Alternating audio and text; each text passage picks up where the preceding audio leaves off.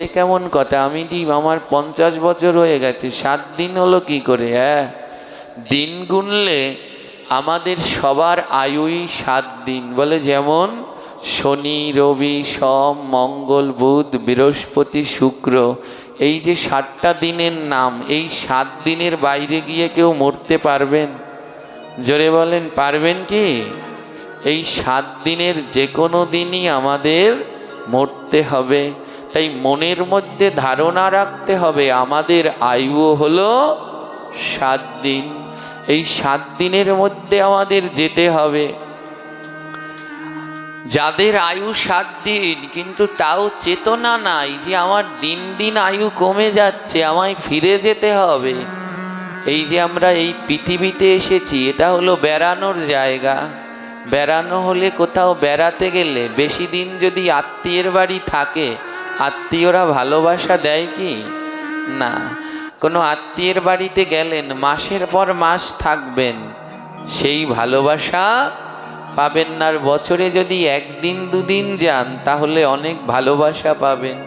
তদ্রূপ আমরা সেই গোলকে গোবিন্দের সেবায় যুক্ত ছিলাম, এই ধরাধামে এসে এই মায়ার মধ্যে আবদ্ধ হয়ে গেলাম। এই আত্মীয় স্বজনদের ভিতরে যত বেশি থাকবেন, যত আপনার বয়স বাড়বে, ততই সবার কাছে অবহেলিত হয়ে যাবেন, তাদের ভালো আর লাগবে না। তাই যত তাড়াতাড়ি সম্ভব নিজ কর্ম করে আবার গোবিন্দের কাছে ফিরে যাওয়াই উত্তম। পরীক্ষিতের সবাই ভাগবত পাঠ চলছে, আর স্বর্গের দেবতাগণ সেই ভক্তি ভরে হরি কথা শ্রবণ করছেন। হ্যাঁ, দেখতে দেখতে 6 দিন কেটে গেল। কয় দিন কেটে গেল?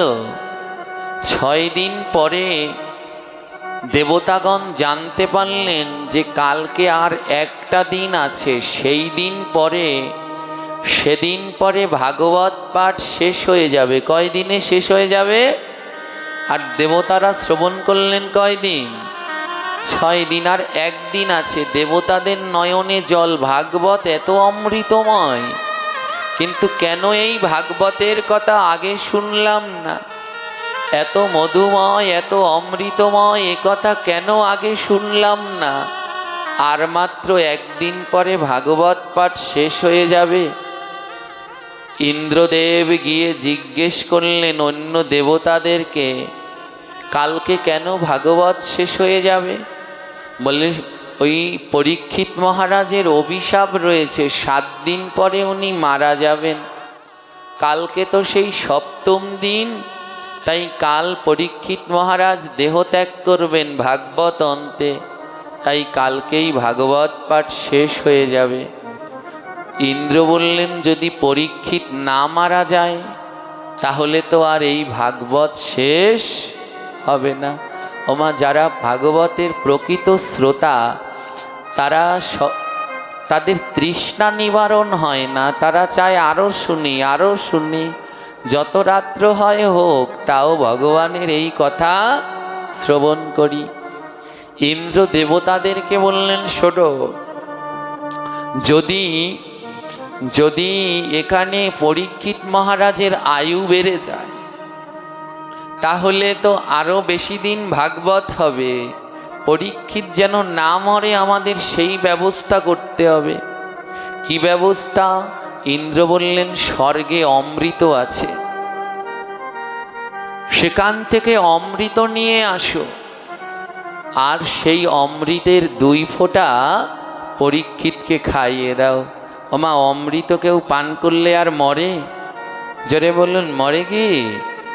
বললে পরীক্ষিত তো অভিশপ্ত, 7 দিনে মারা যাবে, ওকে অমৃত খাইয়ে দাও, তাহলে পরীক্ষিত আর মরবে না।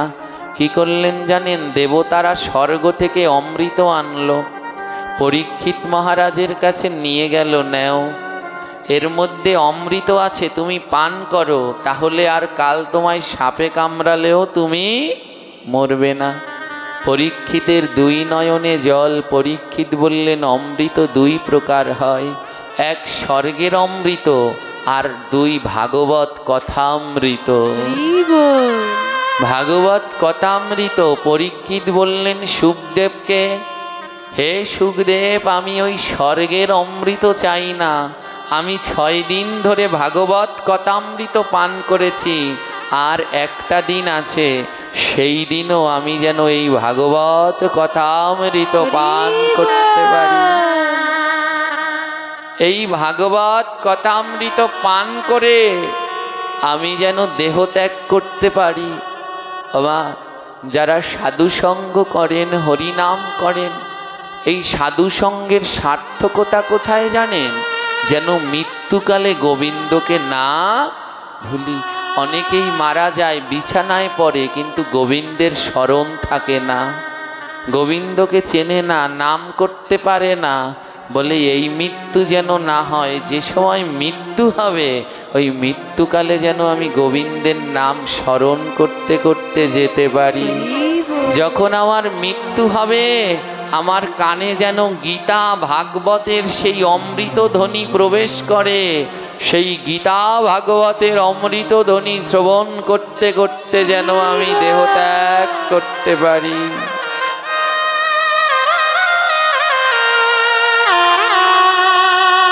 স্বর্গের দেবতাদেরকে ফিরিয়ে দিলেন পরীক্ষিত মহারাজ, দরকার নেই ওই অমৃতের, আমার ভাগবত কথামৃতের দরকার, আমার ওই অমৃতের দরকার নেই।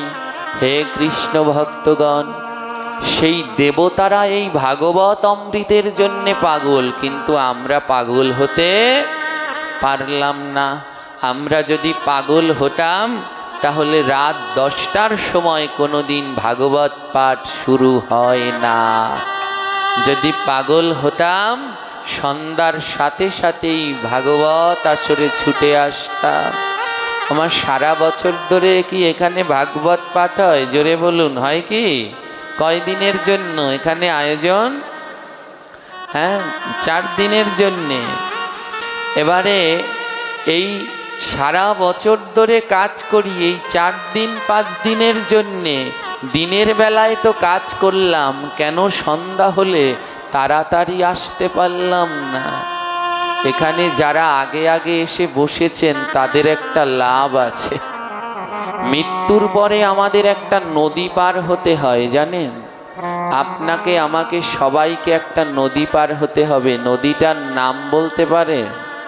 জোরে বলুন। বৈতরণী নদী। এমন কেউ আছে যে ওই নদী না পার হয়ে ভগবানের কাছে যাবে? আছে কি? এ জগতে যে আছে সবাইকেই ওই বৈতরণী নদী পার হতে হবে। কিন্তু দুঃখ কি জানেন? ওই বৈতরণীর ঘাটে সিরিয়াল দিতে হয়, লাইন দিয়ে সিরিয়াল দিতে হয়। হ্যাঁ, যে আগে আসবে সে আগে পার হবে, যে পরে আসবে সে পরে পার হবে। ওখানে কোনো ঘুষ নেই। যদি কাউকে ঘুষ দিয়ে দেন, যেই না ওই টাকা নাও, আমায় আগে পার করে দাও, দেবে কি? বৈতরণী ঘাটে কোনো ঘুষ চলবে না। যে আগে আসবে তাকে আগে পার করবে। অপেক্ষা করতে হবে সবাইকে ওখানে। এই পৃথিবীতে গায়ের জোর চলবে, কিন্তু ওইখানে কোনো গায়ের জোর, লাইন দিয়ে বসে থাকতে হবে। কেন জানেন? ওই বৈতরণী ঘাটের জায়গাটা বড় কঠিন। ওখানে কোনো জল নেই, একটু জল খাওয়ার মতো কোনো জল ওখানে, জল তৃষ্ণায় ছটফট ছটফট করবেন। আর বৈতরণী ঘাটে সূর্যদেব কোথায় থাকেন জানেন? কথা বলবেন না, সবাই শান্ত হয়ে বসার চেষ্টা করুন। এইগুলো আপনাদের আগেই গোছানো উচিত ছিল। আপনারা জানেন যে আমি কীর্তন ছাড়া পাঠ করতে পারি না, আমি এমনি খালি গলায় পাঠ করতে পারি না। এক একজন এক একটাতে অভ্যস্ত, তো তা আমার পাঠ করতে হলে এগুলো দরকার আছে, নাহলে আমি পারি না। তাই সবার চরণে ক্ষমা ভিক্ষা চাচ্ছি। আপনারা সবাই শান্ত হয়ে শ্রবণ করার চেষ্টা করুন। আশা করি আপনাদের খারাপ লাগবে না। মনটাকে স্থির করুন। হরি কথা শ্রবণের জন্যে সবার আগে চাই স্থির মন। মন যদি স্থির না হয়, জন্ম জন্মান্তরেও ভাগবত শুনে কোনো লাভ নেই। সুখদেব গোস্বামী যখন ভাগবত পাঠ করেছিলেন কত বছর আগে জানেন? আজ থেকে 5106 বছর আগে, 5 বছর আগে। আজ থেকে 5105 বছর আগে কোনো সাউন্ড সিস্টেম ছিল? জোরে বলুন, ছিল কি? পরীক্ষিত সুখদেব গোস্বামী যখন পাঠ করলেন, ওখানে শ্রোতা ছিল কয়জন? একটু আগে বললাম, কতজন?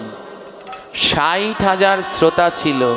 তো সুখদেব গোস্বামী ভাগবত পাঠ করল, 60,000 শ্রোতা বলল। 60,000 শ্রোতা মানে বোঝেন, আপনাদের এই এলাকাটাকে ছেড়ে দিতে হবে 60,000 মানুষ আসলে। তো সুখদেব গোস্বামী ব্যাসাসনে, শ্রোতা আসনে 60,000 মুনি ঋষি। এবার প্রশ্ন, এই 60,000 মুনি ঋষি কেমন করে সুখদেব গোস্বামীর কথা শুনলেন? তখন তো সাউন্ড ছিল না, খালি গলায় বললে শোনা যায়? 60,000 যারা পিছনে বসেছে শুনতে পারবে?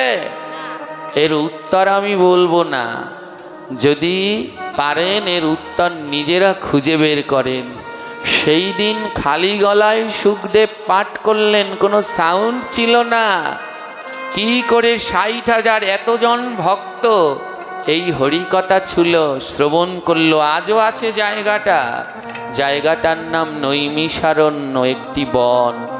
একবার গিয়ে দর্শন করে আসবেন, সেখানে প্রাচীন বৃক্ষ রয়েছে।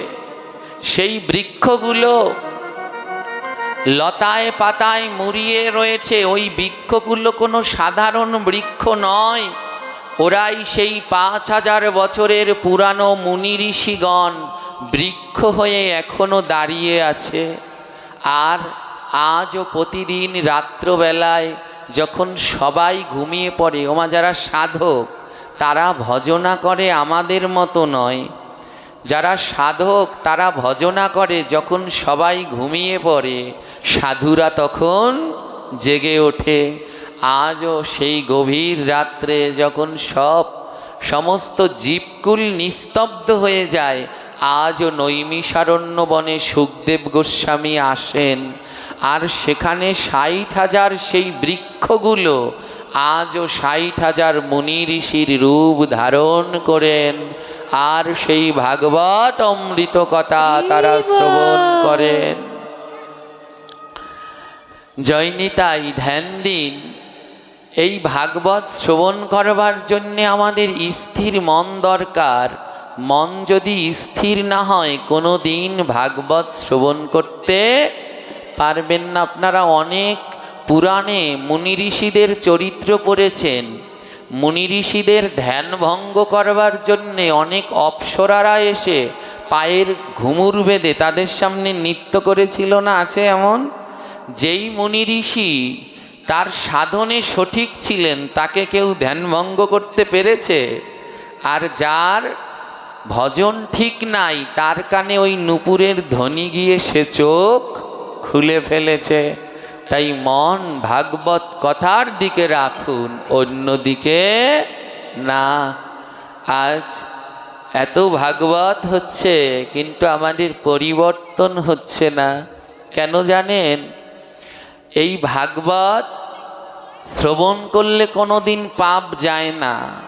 এই ভাগবত পাঠ শ্রবণ করলে কোনো দিন পাপ যায় না। অনেকে মনে করি যাই একটু ভাগবত শুনে আসি, কত পাপ করছি, একটু ভাগবত শুনলে আমার পাপের খণ্ডন হবে। ভুল কথা। ভাগবত শুনলে কোনো দিন পাপ যায় না। যদি ভাগবত শ্রবণ করে সেটা মানব জীবনে লাগাতে পারেন, তাহলে আপনার পাপ যাবে। আজ 10টার সময় ভাগবত শুরু হলো, যদি এটা শ্রবণ করে না, কালকে আর 10টায় নয়। আমার যারা কীর্তন করেন তাদের কোনো দোষ নেই, ভক্তরা না আসলে কাদের কীর্তন শোনাবে? যারা গ্রামের আশেপাশে রয়েছেন তারা আগে আগে চলে আসবেন। এখানে ওই যে বললাম, এখানে আগে আসলে একটা লাভ আছে। লাভ কি? ওই বৈতরণী ঘাটে অপেক্ষা করতে হবে পার হওয়ার জন্যে, হবে কি না? জোরে বলুন। গেলে পরেই পার করে দেবে? ওখানে লাইন দিয়ে বসে অপেক্ষা করতে হবে। ওই জায়গাটা বড় কষ্টের, জল পিপাসায় ছটফট করবেন, কিন্তু কেউ আপনাকে এক গ্লাস জল দেবে না। আর ওই বৈতরণী ঘাটে সূর্যদেব থাকবে মাথার 4 আঙুল উপরে। কতটা? 4 আঙুল উপরে সূর্যদেব অবস্থান করবে। চিন্তা করতে পারছেন এখন সূর্যদেব কোথায় আছে? কয় আঙুল উপরে? হাজার হাজার লক্ষ লক্ষ কোটি কোটি মাইল উপরে সূর্য, কিন্তু তাও তার তাপে আমরা গরমে টিকতে পারছি না। আর যেদিন সূর্যদেব মাথার 4 আঙুল উপরে থাকবে সেদিন কেমন লাগবে একটু মনে মনে ভাবুন। সেদিন মাথার ভিতরের মগজগুলো টকবক টকবক করে ফুটবে, যন্ত্রণায় ছটফট করবেন, কিন্তু কেউ মুক্তি দিতে পারবে না। ওই বৈতরণী ঘাটে পার হওয়ার জন্যে হাই হাই করবেন, কিন্তু পার হতে পারবেন না। কিন্তু একটা লাভ আছে, আদ্যকার এই ভাগবতীয় আসরে পাঠ হওয়ার, এই কীর্তন হওয়ার আগে যারা এসে বসেছেন, অনেকে এসে বসেছেন না, এখনো কীর্তন শুরু হয়নি, কিন্তু তার আগেই অনেকে এসে বসেছেন, অপেক্ষা করছেন কখন পাঠ হবে, কখন কীর্তন শুরু হবে। তার জন্যে অনেকে বসে বসে অপেক্ষা করছে।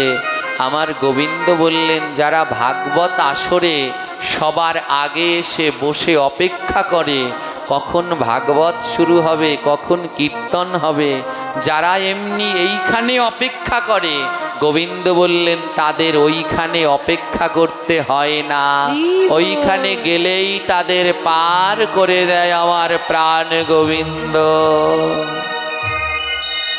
তাই একটু চেষ্টা করুন এই সংসার নামক জাল থেকে বের হওয়ার জন্যে। সংসার নামক জাল থেকে একটু বের হয়ে যেখানে সাধু সঙ্গ হয় একটু আগে আগে যাওয়ার চেষ্টা করুন, যেন আগে আগে গেলে এখানে এসে বসে থাকলে কোনো ক্ষতি নেই মা।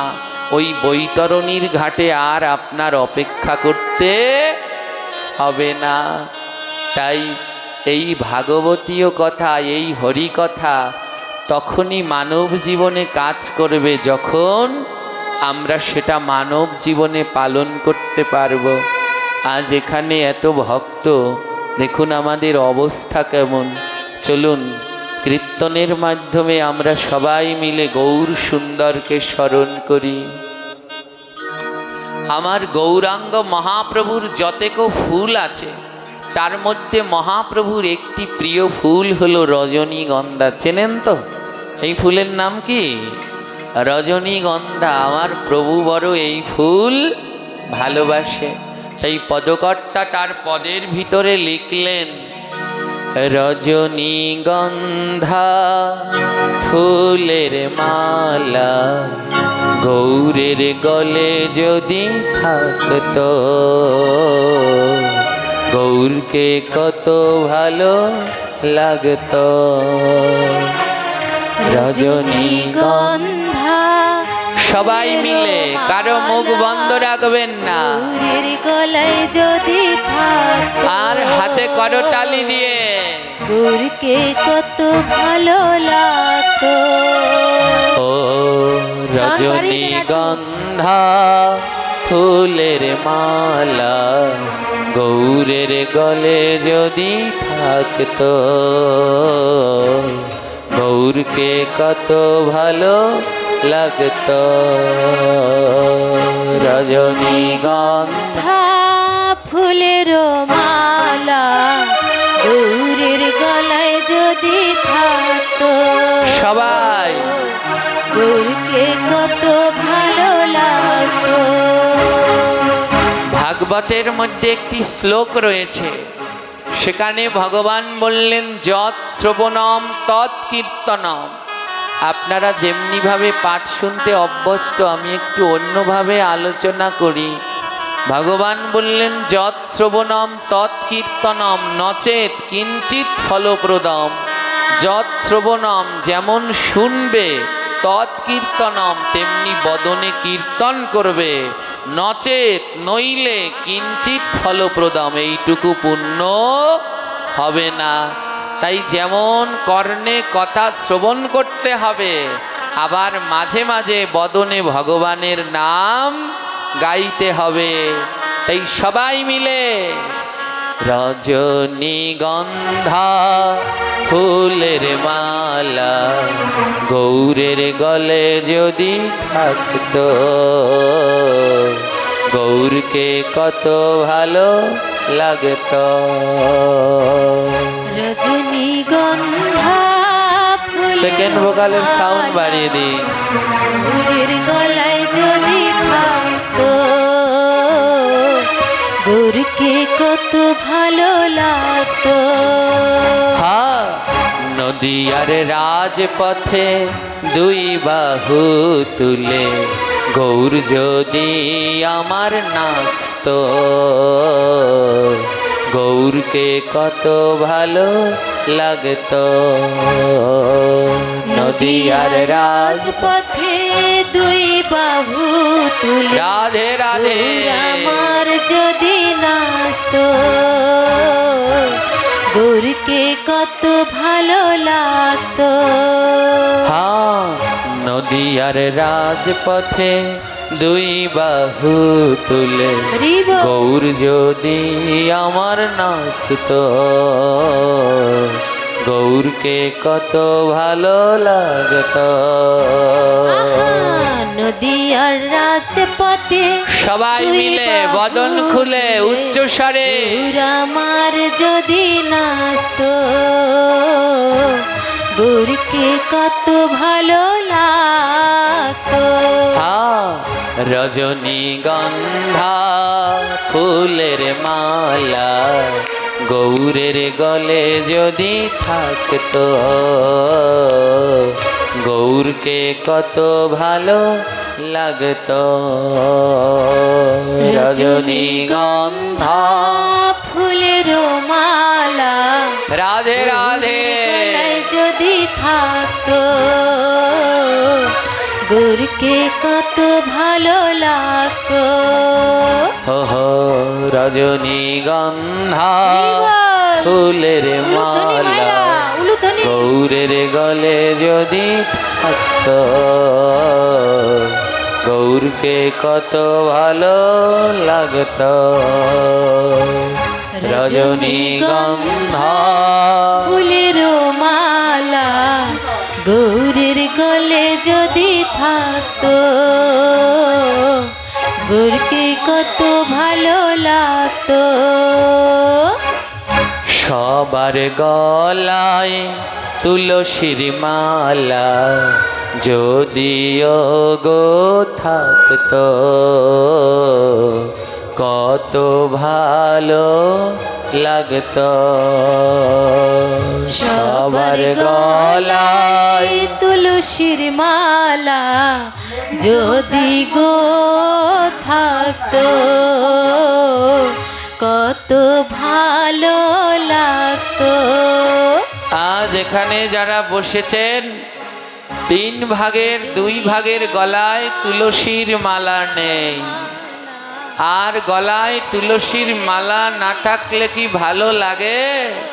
আমার মহাপ্রভুর দাস হতে হলে সবার আগে গলায় তুলসীর মালা পড়তে হবে। ভালো লাগতো।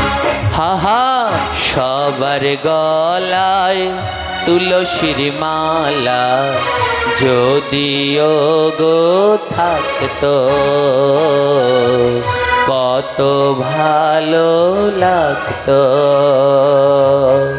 সবার গলায় তুলসীর মালা রাধে রাধে গো থাকতো, কত ভালো লাগতো।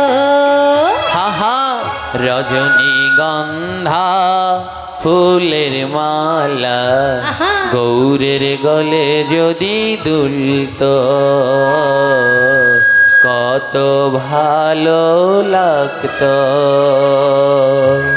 রজনীগন্ধা ফুলের মালা গৌরের গলে যদি থাকতো,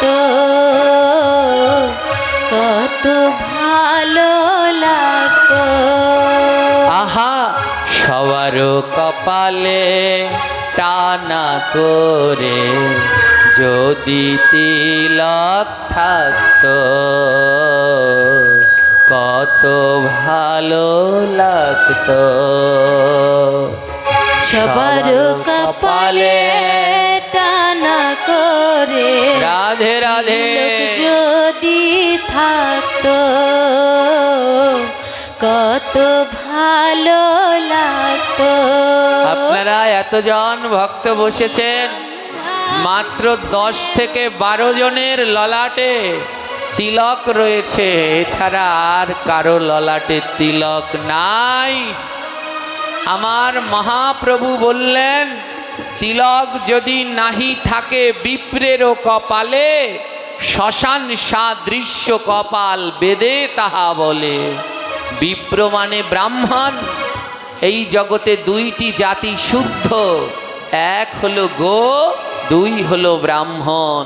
তাই গোবিন্দের প্রণামের আগে এই দুইজনকে প্রণাম করতে হয়। নম ব্রাহ্মণ্য দেবায় গো ব্রাহ্মণ হিতায় চ। সেই ব্রাহ্মণ হলো সব থেকে পবিত্র। বলছে ব্রাহ্মণের কপালেও যদি তিলক না থাকে তাহলে সেই কপাল শ্মশান হয়ে যায়। কি হয়ে যায় জোরে বলো। আজ আপনারা যারা বসেছেন 100%-এর মধ্যে 80%-এর কপালে তিলক নাই, 10%-এর কপালে তিলক আছে, ফোঁটা, একটা ফোঁটা দিয়ে রেখেছেন। আর মহাপ্রভু বললেন ফোঁটা ফোঁটা তিলক দেয়, শাস্ত্রে তারে মূর্খ কয়। ফোঁটা ফোঁটা তিলক দিলে কৃষ্ণ মেলে না কোনো কালে। এই যে যারা ফোঁটা ফোঁটা দিয়েছেন, মহাপ্রভু বললেন এরা মূর্খ। কেন? কারণ ফোঁটা তিলক দিলে আজ্ঞাচক্র ঢেকে যায়, আর গোবিন্দকে পেতে হলে আজ্ঞাচক্র খুলতে হয়।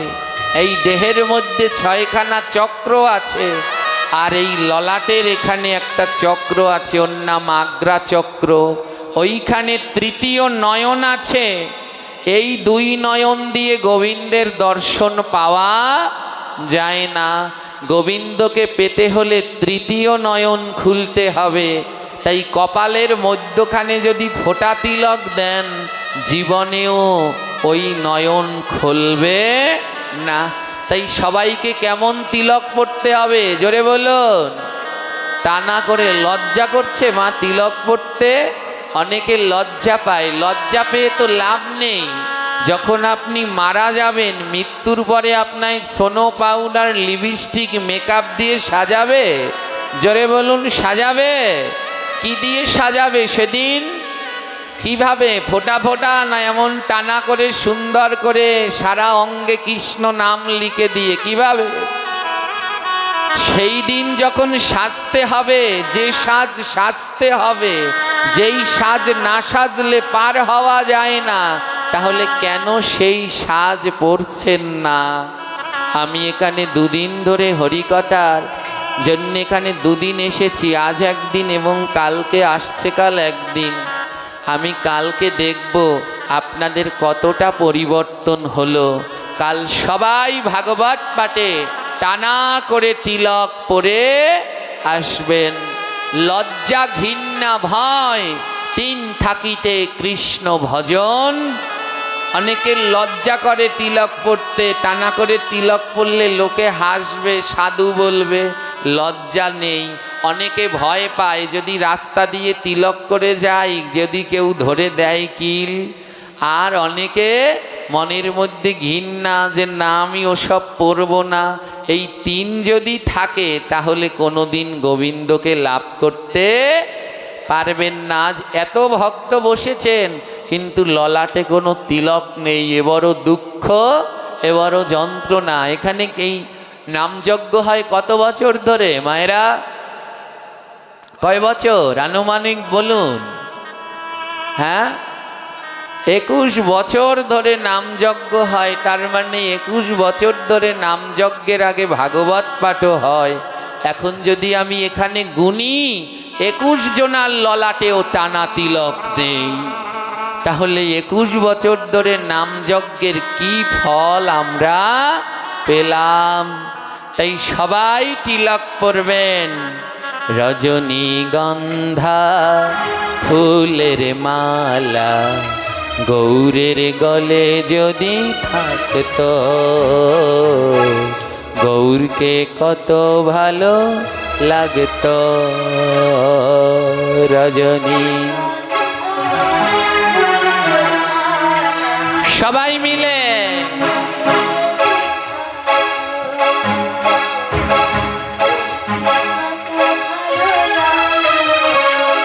হাহা সবারও কপালে টানা করে যদি তিলক থাকতো, কত ভালো লাগতো। সবারও কপালে টানা করে বাবা তিলক যদি থাকতো, কত ভালো লাগতো। আহা রজনীগন্ধা ফুলের মালা গৌরের গলে যদি থাকতো, গৌরকে কত ভালো লাগতো। রজনীগন্ধা গৌর হরি গৌর হরি গৌরের গলে যদি থাকতো, গৌরকে কত ভালো লাগতো। আহা মায়েদের মাথায় সবার যদি কাপড় দেয়া থাকতো, কত ভালো লাগতো। মায়েদের মাথায় ও মায়েরা ভাগবতে এসেছেন, তাও মাথায় কাপড় নাই। কত ভালো লাগতো। আমাদের বোনেদের মাথায় যদি দেখো কাপড় দেয়া থাকতো, কত ভালো লাগতো। বোনেদের মাথায় যে বোনেরা বসেছেন ওড়নাটা বুকে দেওয়ার জন্য নয়, মাথায় দিয়ে বসো। কত ভালো লাগতো। হাহা রজনীগন্ধা ফুলের মালা গৌরের গলে যদি থাকতো, গৌরকে কত ভালো লাগতো। রজনীগন্ধা ফুলের মালা গৌরের গলায় যদি থাকতো, গৌরকে কত ভালো লাগতো। আহা সবাই মিলে তালে তালে যদি করো তালি দিত, কত ভালো লাগতো। আহা, সবাই মিলে তালে একটু তালে তালে করো তালি। তালি যদি দিত, কত ভালো লাগতো। আহা রজনীগন্ধা ফুলের মালা গৌরের গলে যদি থাকতো, গৌরকে কত ভালো লাগতো। রজনীগন্ধা ফুলের মালা গৌরের গলায় যদি থাকতো, গৌরকে কত ভালো লাগতো। আহা সবাই মিলে বাহু তুলে যদি জয় ধ্বনি দিত, কত ভালো লাগতো। সবাই মিলে বাহু তুলে তুলে জয় ধ্বনি দিত কত ভালো লাগতো। আহা রজনীগন্ধা ফুলের মালা গৌরের গলে যদি থাকতো, গৌরকে কত ভালো লাগতো। রজনীগন্ধা ফুলের মালা গৌরের গলায় যদি থাকতো, গৌরকে কত ভালো লাগতো।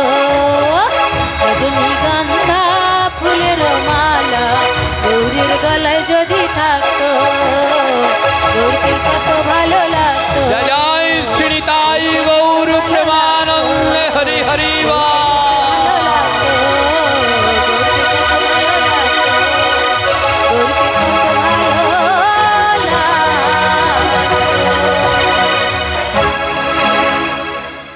সবাই কণ্ঠে তুলসীর মালা পরবেন, তিলক ধারণ করবেন, ঊর্ধ্বপিণ্ড টানা করে তিলক পরবেন। মায়েরা বাবারা সবার কর্তব্য উত্তরীয় ধারণ করা। সুকেশ ভর্তি কত জামা কাপড়, ও জামা কাপড় কোনো কাজে লাগবে না, কিন্তু ঘরে একটা উত্তরীয় নেই। সবাই একটা উত্তরীয় ক্রয় করবেন এবং ভাগবত পাঠে আসলে, সাধু সঙ্গে আসলে সেই উত্তরীয়টা মাথায় দিয়ে বসবেন।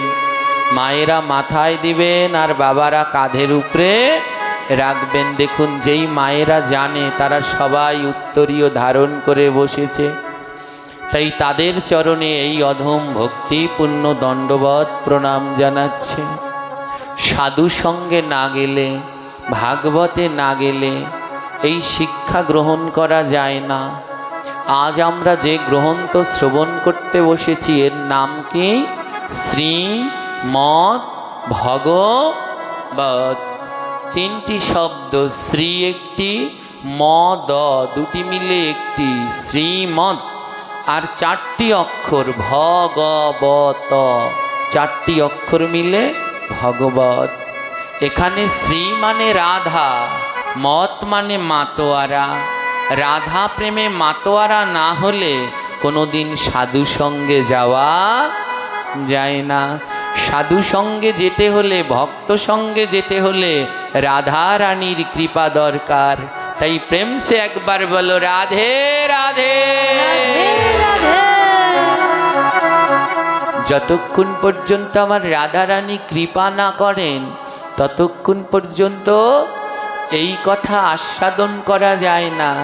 তাই শ্রীতে হলেন রাধা, শ্রীজি আমরা বলি না, রাধা রানী। শ্রীতে রাধা, মত মাতোয়ারা, অর্থাৎ রাধা নামে মাতোয়ারা হয়ে যাও। বলে তাহলে কি হবে? তাহলে ভতে ভক্তি। যখন তুমি রাধা রাধা রাধা নামে মাতোয়ারা হতে পারবে তখন তোমার মনে ভক্তি হবে। রাধা নামের কি মহিমা যদি জানতে চাও তাহলে একবার বৃন্দাবনে যাও। বৃন্দাবনে এক সিদ্ধ মহাত্মা বিরাজ করছেন যার নাম প্রেমানন্দ বাবা। শুনেছেন সবাই? তার দুটো কিডনি নেই, 20 বছর হয়ে গেছে, দুটো কিডনি নেই 20 বছর। কারো যদি দুটো কিডনি না থাকে 1 বছর বাঁচে কিনা সন্দেহ, আর 20 বছর সে দুটো কিডনি ছাড়া বেঁচে আছে। সাংবাদিকরা তাকে প্রশ্ন করলেন, বাবা আপনার তো দুটো কিডনি নেই, দুটো কিডনি ছাড়া আপনি এতদিন কি করে বেঁচে আছেন? বাবাজি বললেন, কে বলে আমার কিডনি নেই? আমার একটা কিডনি রাধা, আরেকটা কিডনি কৃষ্ণ। যতদিন আমার রাধা কৃষ্ণ আছে ততদিন আমার ভয় নাই। সেই প্রেমানন্দ বাবার কাছে গিয়ে শুদ্ধ মহাত্মার সঙ্গ না করলে কোনোদিন পরিবর্তন হয় না। এই মনকে যদি পরিবর্তন করতে চান তাহলে মহাত্মার সঙ্গে যান। ওমা, আমার মতো নরপিচাসের ভাগবত শুনলে কোনো লাভ নেই। শুদ্ধ মহাত্মাদের বদনে হরিকথা শ্রবণ করুন। আমাদের বাংলায় রয়েছে যার নাম সবার অগ্রে বলতে হয়, বিল্বমঙ্গল দাসজি। তারপরে যিনি, যার কথা না বললে হয়, যার ভিতরে জ্ঞানের সাগর, হ্যাঁ, মা সরস্বতী যেন তার কণ্ঠে বিরাজ করে, অল্প বয়স তার সাম্য চক্রবর্তী। হাজার হাজার যুবক ছেলেদের যিনি পথ দেখাচ্ছেন রাহুল কৃষ্ণ দাসজি। আর গৌরকিশোর দাস বাবা, তার তো আর তুলনাই মেলে না, কত সুন্দর তার অমৃতময় কথা। এমন শুদ্ধ মহাত্মাগণের বদনে হরিকথা শ্রবণ করলে মুক্তি হয়, তাদের দর্শনে মুক্তি হয়। প্রেমানন্দ বাবাকে দর্শন করতে গেলেন ভারতবর্ষের আইকন বিরাট কোহলি আর তার স্ত্রী অনুষ্কা শর্মা। চেনেন? এখানে অনেক ভাইয়েরা আছে ক্রিকেট খেলার পাগল, বিরাট কোহলিকে তো চেনেন, আর নায়িকা অনুষ্কা শর্মা। আর যখন প্রেমানন্দ বাবার কাছে গেল তাদের মন পরিবর্তন হয়ে গেল। আমাদের ভাইয়েরা তুলসীর মালা পরতে লজ্জা পায়, তুলসীর মালা পরে না। ওই বিরাট কোহলি অনুষ্কা শর্মার গলায় এক সময় দামি সোনার হার ছিল, মুক্তার মালা ছিল। সদ্গুরুর কৃপায় এখন তাদের গলায় তুলসীর মালা দোল খাচ্ছে। শুধু কি তাই, ওই বিরাট কোহলি অনুষ্কা শর্মা এখন অখাদ্য ত্যাগ করে প্রতিদিন গোবিন্দের প্রসাদ ভোজন করছেন।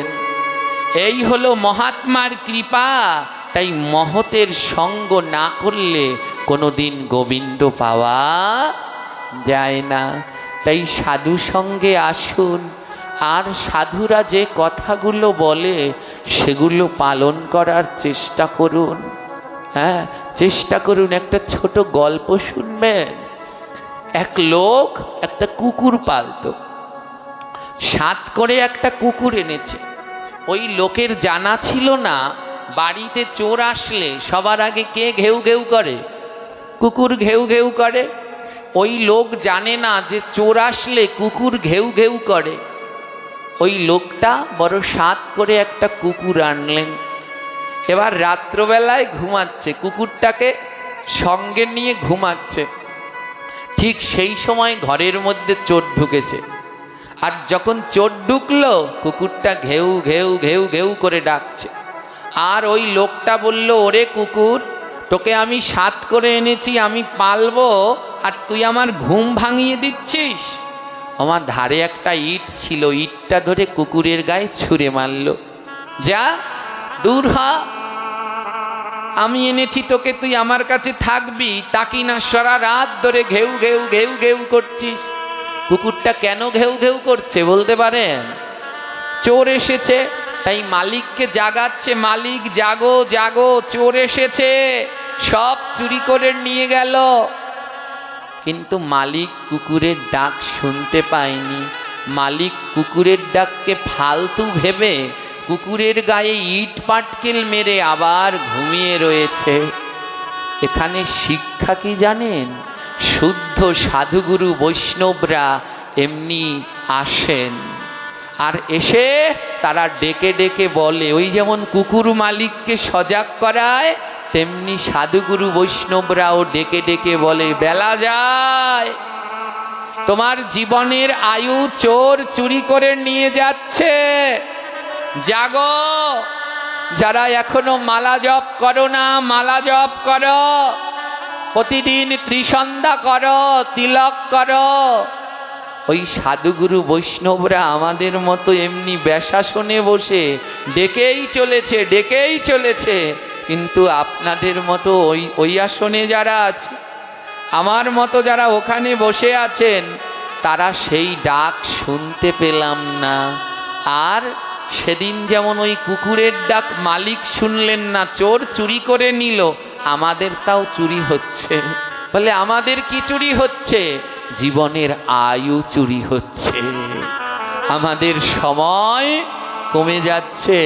তাই সময় থাকতে থাকতে সাধু সঙ্গ করুন।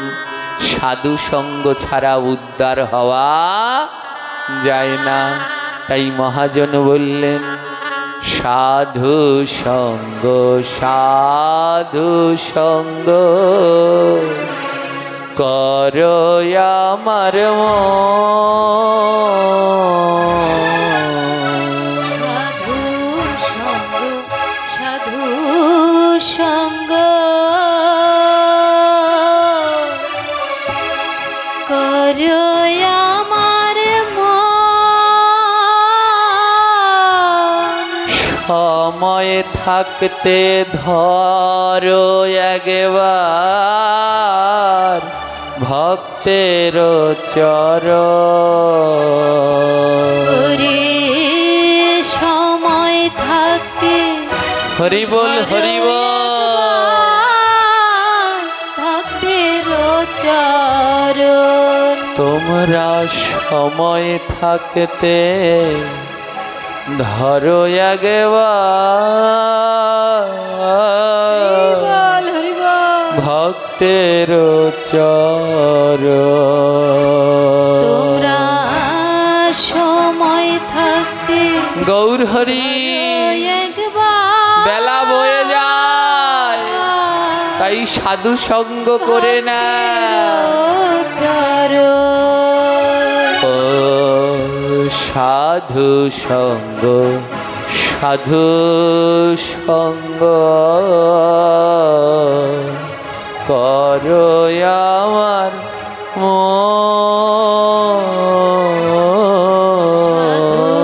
সঙ্গ সাধু সঙ্গ রাধে রাধে আমার মন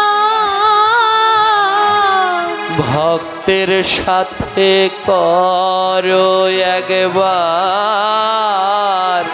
প্রেমালিঙ্গ। ওরে ভক্তের সাথে করো একবার প্রেমালিঙ্গ।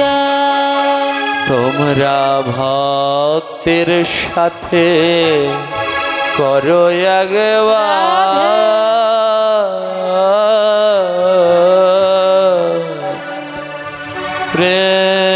প্রেমালিঙ্গ। তোমরা ভক্তের সাথে করো একবার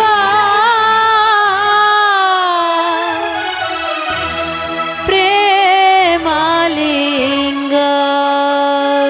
ও সাধু সঙ্গ সাধু সঙ্গ করো আমার ও মন। সাধু সঙ্গ সাধু সঙ্গ করো আমার মন। আর দুই নয়নের জলে ধোয়া ভক্তের চরণ। আর দুই নয়নের রাধে ভক্তের চরণ। আর দুই নয়নের জলে ধোয়া ভক্তের চরণ। আর দুই নয়নের জলে ধোয়া ভক্তের চরণ। সাধু সঙ্গ সাধু সঙ্গ করো আমার মন।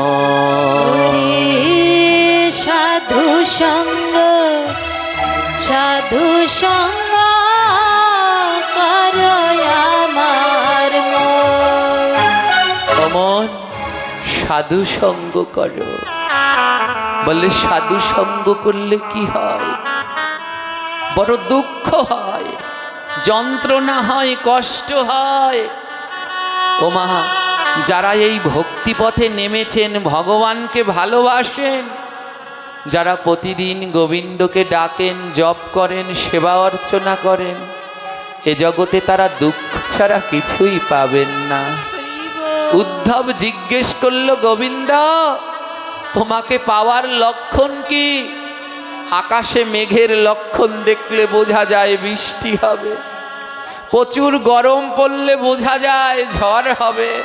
ও গোবিন্দ, কোন লক্ষণ দেখলে বোঝা যায় তোমায় পাওয়া যাবে?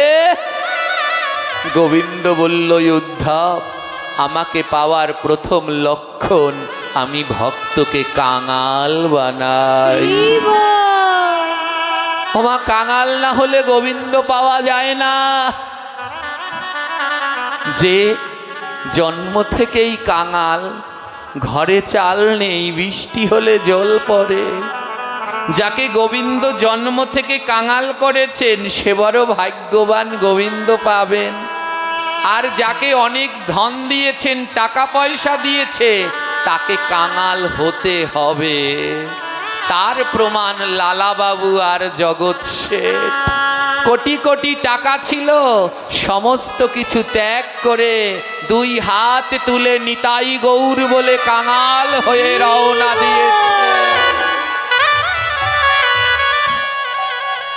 তাই কাঙাল না হলে গোবিন্দ পাওয়া যায় না।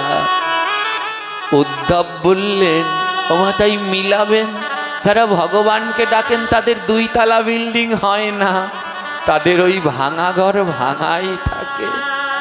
প্রভু, তোমাকে পাওয়ার দ্বিতীয় লক্ষণ কি? প্রিয় মানুষগুলোকে কেড়ে নিয়ে যাই। যারা ভগবানকে ভালোবাসেন তাদের প্রিয় মানুষগুলো গোবিন্দ কেড়ে নেয়। কারো মা বাবা কেড়ে নিয়ে যাচ্ছে, কারো সন্তান কেড়ে নিয়ে যাচ্ছে, কারো অল্প বয়সে মায়েদের স্বামী কেড়ে নিয়ে যাচ্ছে। রাধারানী বললেন, তুমি এই কেড়ে নিয়ে কি লাভ পাও? ভগবান বললে, কেন? ওই প্রিয় মানুষগুলোকে ওরা যত ভালোবাসতো, তাই প্রিয় মানুষগুলোকে কেড়ে নেই। ওই প্রিয় মানুষের ভালোবাসাটা ওরা যেন আমায় বাসে। আর ওই প্রিয় মানুষটাকে আমি কেড়ে নেই, ওদের দুঃখ দেই, যন্ত্রণা দেই, যেন ওদের নয়নে জল ঝরে। গোবিন্দ উদ্ধব জিজ্ঞেস করলেন, তোমাকে পাওয়ার তৃতীয় লক্ষণ? ভগবান বললেন, দেহের মধ্যে এক গাদা রোগ ব্যাধি দিয়ে দেই। ওমা, যারা ভগবানকে ভালোবাসে তাদের রোগ ব্যাধির শেষ নেই। বৃন্দাবনে প্রেমানন্দ বাবা দরকার ছিল তার 2টো কিডনি নষ্ট করে দেয়া। মায়াপুরে জয় পতাকা স্বামী মহারাজজি, যারা জানেন সবাই তার জন্যে প্রার্থনা করবেন, জপ করবেন। তার গলার মধ্যে এখন খুবই অসুস্থ তিনি, শ্বাসনালী গলায় দিয়ে তাকে শ্বাস দেয়া হচ্ছে। কেন গোবিন্দ এই রোগ ব্যাধি দিল? বলে, এটা রোগ ব্যাধি নয়, এটা গোবিন্দকে পাওয়ার লক্ষণ। বলে, এই দেহটা যত যন্ত্রণা পাবে তত কৃষ্ণ কৃষ্ণ বলে নয়নে জল ঝরবে, আর যত কৃষ্ণ বলে নয়নে জল ঝরবে আমার গোবিন্দ তত আগিয়ে আসবে। আমার রাধারানীকে বললেন, রাধে, আমি সবার কাছে ধরা দেই না, কৃষ্ণ নামে ঝরে যার 2 নয়নে ধারা, তার কাছে প্রাণ গোবিন্দ দেয় আমার ধরা। রাধে রাধে। যে কৃষ্ণ নামে 2 নয়নে যার ধারা বয় তার কাছে ধরা দেয়, সবার কাছে নয়। জয় নিতাই। আসুন মা, এক পরম ভক্তের কথা শ্রবণ করি। এ জগতে ভগবানকে পেতে হলে কি দরকার? পুরাকালে এক পরম কৃষ্ণ ভক্ত ছিলেন। এই কৃষ্ণ ভক্তের নাম নারায়ণ দাস, আর ওনার সহধর্মিণী সুশীলা। দুজনে প্রথম জীবনে ভক্ত ছিলেন না। তার সহধর্মিণী সুশীলা ভক্ত ছিল। বিবাহের পরে নারায়ণ দাসকে বললেন, তুমি সারাদিন কর্ম করো কিন্তু সাধু সঙ্গ তো করো না, চলো না আজ আমরা ভাগবত পাঠে যাই। স্বামী স্ত্রী দুজনে মিলে ভাগবতে গেলেন। আর ভাগবতে গিয়ে ভাগবত পাঠক একটা কথা বললেন। কি কথা? বৈষ্ণব সেবা বিনা নিস্তার পাইছে কেবা, যদি নিস্তার পেতে চাও তবে বৈষ্ণব সেবা দাও। এই কলিযুগে যদি নিস্তার পেতে চান তাহলে বৈষ্ণব সেবা ছাড়া গতি নাই। আমার মহাপ্রভু আরো বললেন, জীবে দয়া নামে রুচি বৈষ্ণব সেব, ইহা বিনা ধর্ম নাই শোনো সনাতন। ও সনাতন, ধর্ম কি জানো? জীবকে দয়া করো, কোনো জীব হত্যা করো না, নামে রুচি রাখো, অনাবরত নাম জপ করো, আর বৈষ্ণবের সেবা করো, বৈষ্ণবের সেবা করো। এই কথা শুনে নারায়ণ দাস কান্না করছে। তার সহধর্মিণী সুশীলা বলল, স্বামী কাঁদছো কেন? নারায়ণ দাস বলল, দেখো, সারা জীবন অর্থ রোজগার করেছি আর নিজে খেয়েছি, কিন্তু সাধুর সেবায় লাগাইনি, ভক্তের সেবায় লাগাইনি। আমার বেলা চলে যায় কিন্তু আমার ভক্ত সেবা হয় নাই। সহধর্মিণী সুশীলা বলছে, স্বামী তাহলে আজ কাল থেকে আমরা একটা কাজ করব। বলে, কি কাজ? কাল থেকে আমরা প্রতিদিন বৈষ্ণব সেবা দেব, একদিনও বাদ দেব না, প্রতিদিন দেব। তুমি ওই কাজ করে ভিক্ষা করে যা পাবে আমি রান্না করে ভোগ লাগাবো, আর 3 রাস্তার মাথায় গিয়ে দাঁড়াবে।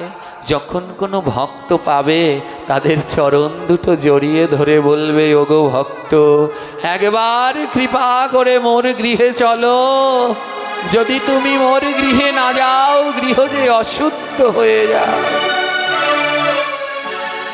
এমনি করে প্রতিদিন তারা বৈষ্ণব সেবা দেয়। ওমা, গোবিন্দকে পাওয়ার কয়টা লক্ষণ মনে আছে? কয়টা? 3টা। প্রথমটা কি? কাঙাল বানায়। প্রতিদিন বৈষ্ণব সেবা দিতে দিতে ওনারা কাঙাল হয়ে গেছেন, টাকা পয়সা এখন আর নেই। স্বামী বলছে, কাল কি করে বৈষ্ণব সেবা দেব? স্ত্রী ঘরের তামাকাশা পিতল বের করে দিয়েছে, নাও, আজ থেকে মাটির পাত্রে রান্না করব, কিন্তু বৈষ্ণব সেবা বন্ধ করব না।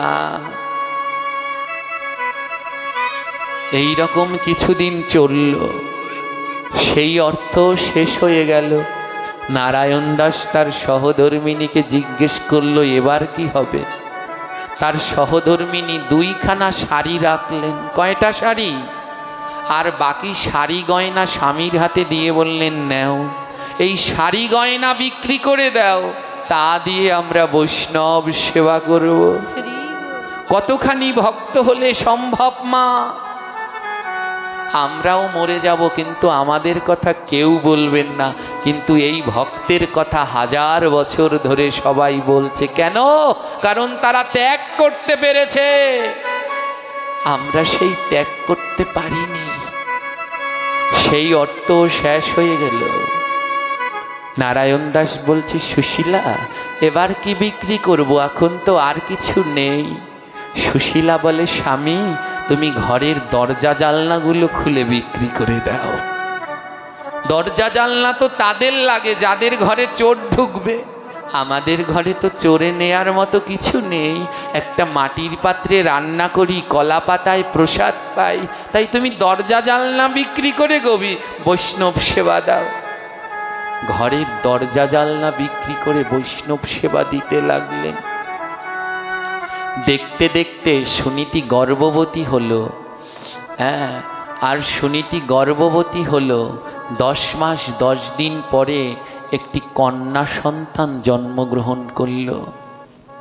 কন্যা সন্তান, ওমা, যারা কৃষ্ণ ভক্ত, মা কৃষ্ণ ভক্ত, বাবা কৃষ্ণ ভক্ত, তাদের সন্তান কি অভক্ত হয়? তাদের ঘরে যে কন্যা সন্তান জন্মগ্রহণ করল সেও হলো পরম কৃষ্ণ ভক্ত। সবেমাত্র একটি কন্যা সন্তান জন্মগ্রহণ করেছে, জন্মেই মেয়েটা কান্না শুরু করেছে। কিছুতেই মেয়ের কান্না থামানো যায় না। যিনি দাইমা ছিলেন দাইমা ডেকে বলছে, ওরে নারায়ণ, তোর মেয়ের কান্না থামবে, একটু মধু নিয়ে আয়। মধু মুখে দিলে, মিষ্টি লাগলে ওর কান্না থেমে যাবে। নারায়ণ দাসের দুই নয়নে জল। আমার ঘরে আজ প্রথম সন্তান হলো, ওর মুখে যে মধু দেব সেই টাকাও আমার কাছে। গোবিন্দের কাছে একবারও বলে না, গোবিন্দের কাছে চায় না। ওমা, গোবিন্দের কাছে কিছু চাইতে নেই। আমরা বারবার চাই, ঠাকুর আমাদের রোগ কমাও, ছেলের বিয়ে দাও, মেয়ের চাকরি দাও, কত কিছু। যদি ওগুলো চান, গোবিন্দ আপনায় ওগুলো দেবে, কিন্তু কোনোদিন গোবিন্দ পাবেন না। তাই গোবিন্দের কাছে কোনো চাওয়া পাওয়া নেই, একটাই চাওয়া, ও গোবিন্দ, যেন মৃত্যুর কালে তোমার নাম আমার স্মরণ থাকে, ওই নাম যেন আমি ভুলি না।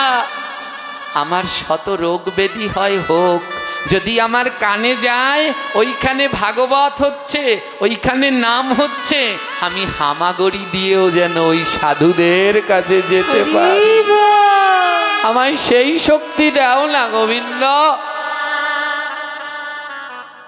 নারায়ণ দাস কাঁদছে, আমি এক হতভাগ্য পিতা, আমার কন্যা জন্মেছে কিন্তু মুখে একটু মধু দিতে পারছি না।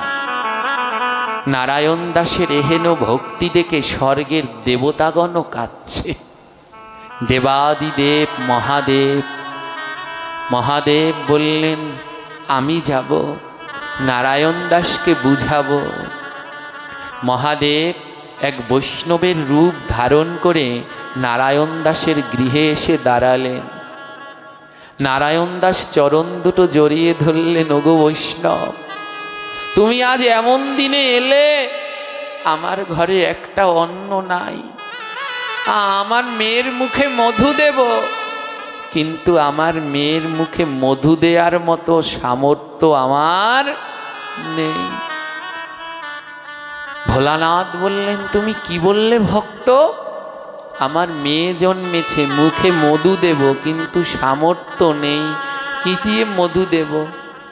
ভোলানাথ বলল, শোনো ভক্ত, তুমি ভুল জানো। কোনো ঘরে যদি বাচ্চা জন্মায় তাহলে মুখে মধু দিতে নাই। বলে, কি বলছেন, মুখে মধু দিতে নাই?